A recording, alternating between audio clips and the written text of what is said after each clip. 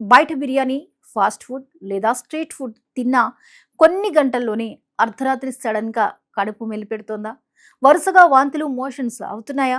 అసలు మనం food poisoning అంటాం కదా! అది మన బాడీలో ఎలా మొదలవుతుందో ఈరోజు డీకోడ్ చేద్దాం. సరిగ్గా ఉడకని మాంసం, పాడైపోయిన ఫుడ్ లేదా కలుషితమైన ఆహారం తిన్నప్పుడు అందులో ఉండే సాల్మొనెల్లా, ఈ కోలై లాంటి బ్యాక్టీరియా లేదా అవి రిలీజ్ చేసే టాక్సిన్స్ మన కడుపులోకి వెళ్తాయి. అవి లోపలికి వెళ్ళగానే మన డైజెస్టివ్ సిస్టమ్ వెంటనే ప్రమాదాన్ని గుర్తిస్తుంది. ఆ బ్యాక్టీరియా, టాక్సిన్స్ రక్తంలోకి వెళ్లకుండా వీలైనంత త్వరగా బయటకు పంపేయాలని మన బాడీ ట్రై చేస్తుంది. అందుకే వాంతులు, మోషన్స్ మొదలవుతాయి. అంటే చాలా సందర్భాల్లో ఇవి జబ్బు కాదు, మనల్ని కాపాడడానికి మన బాడీ వేసే డిఫెన్స్ ప్లాన్. కానీ ఇక్కడే చాలా మంది చేసే ఒక పెద్ద తప్పుంది. వాంతులు, మోషన్స్ అవ్వగానే వెంటనే వాటిని ఆపే టాబ్లెట్స్ వేసుకోవడం. కంగారు పడి వెంటనే మెడికల్ షాప్‌కి వెళ్లి మోషన్స్ ఆపే టాబ్లెట్స్‌ని కొనుక్కొని వేసుకుంటారు.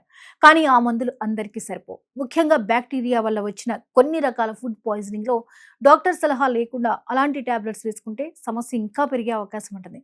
అందుకే సెల్ఫ్ మెడికేషన్ అస్సలు చేయొద్దు. మరేం చేయాలి? వాంతులు, మోషన్స్ వల్ల బాడీలో నీళ్లు, లవణాలు బాగా తగ్గిపోతాయి. దాంతో డీహైడ్రేషన్ వస్తుంది. అందుకే ఓఆర్ఎస్, మంచినీళ్లు, కొబ్బరి నీళ్లు లేదా డాక్టర్ చెప్పిన ద్రవాలు తాగుతూ బాడీని హైడ్రేటెడ్‌గా ఉంచాలి. తేలికగా అరిగే ఆహారం తింటూ కాస్త రెస్ట్ తీసుకుంటే చాలా మందికి 1, 2 రోజుల్లోనే పరిస్థితి మెరుగుపడుతుంది.